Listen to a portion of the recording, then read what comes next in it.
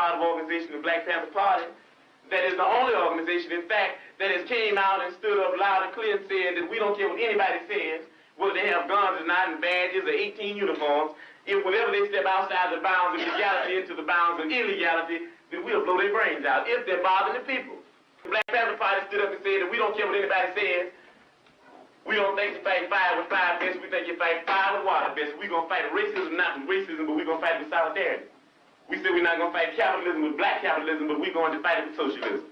We stood up and said we're not going to fight reactionary pigs and reactionary state's attorneys like this and reactionary state's attorneys like Hanrahan with any other reactions on our part. We're going to fight their reactions where all of us people are getting together and have an international proletarian revolution. Right on. Right on.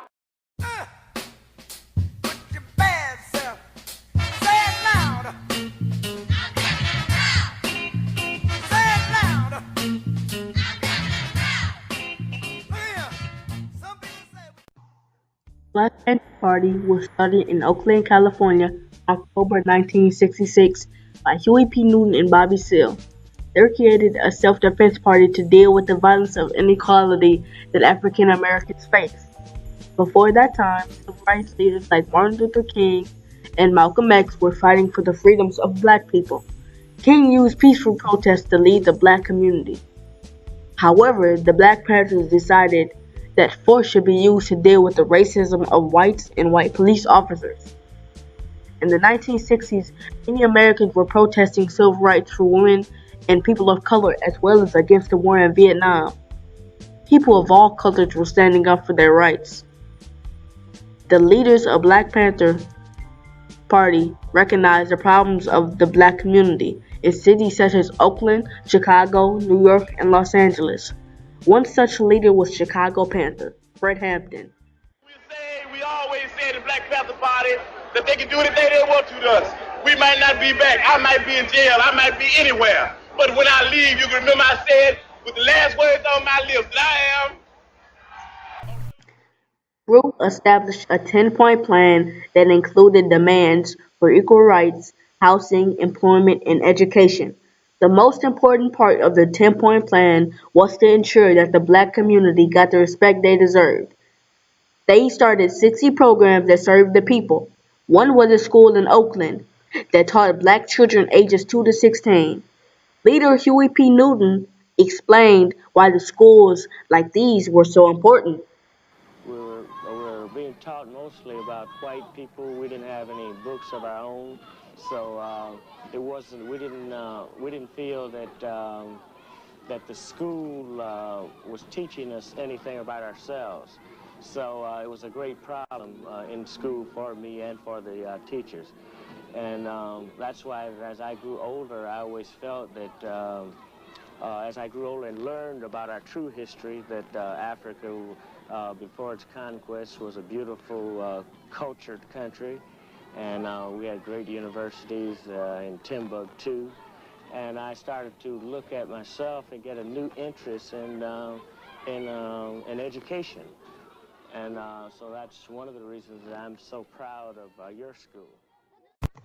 The Panthers really believed in education and learning for black children. Their message about independence caught on, and their programs quickly spread to black communities across the country.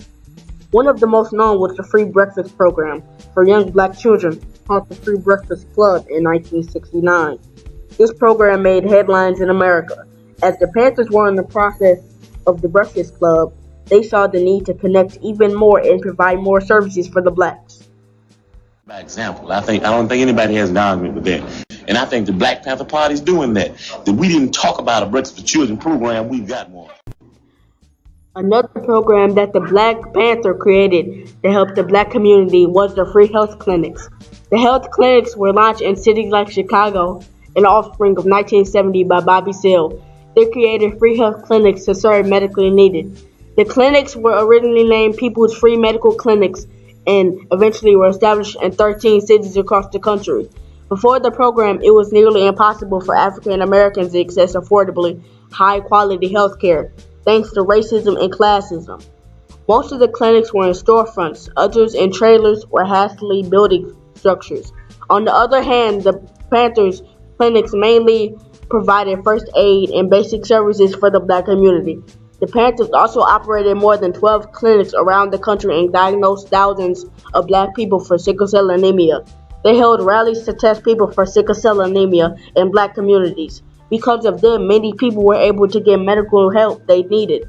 The Black Panthers were more than just a military group for blacks. The Black Panthers wanted to give black people access to medical attention and proper care. The success of the breakfast program caused the members to create other programs. Many black communities in major cities did not have access to grocery stores with fresh fruits and vegetables. Instead of driving to white areas to shop, Panther members brought food to the people. They also provided other services so blacks did not have to depend on whites. These services were tutoring, after-school programs, and self-defense classes.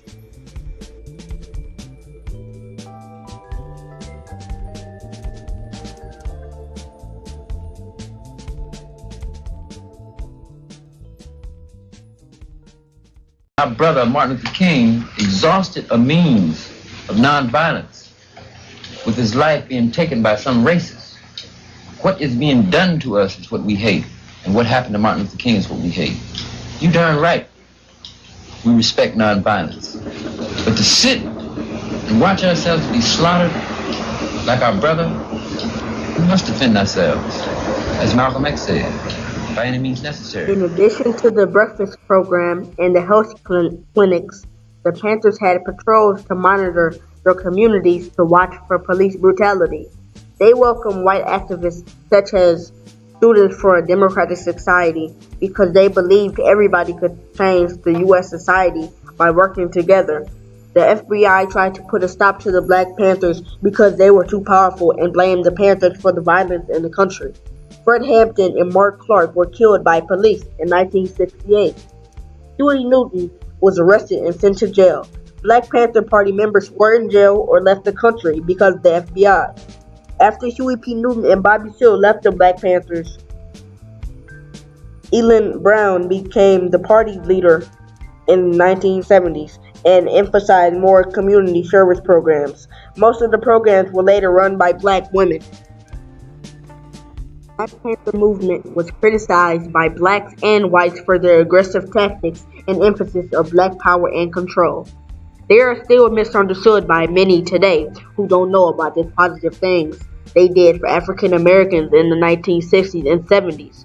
The legacy of Bobby Seale, Huey Newton, and Fred Hampton can be seen in modern movements like Black Lives Matter. This particular movement involved people of all colors protesting against police brutality and demanding justice to make sure they are protected and safe from police officers. Although many gains have been made for black people in the United States since the Civil Rights period, we still have a long way to see the independent, successful black communities that the Panthers wanted.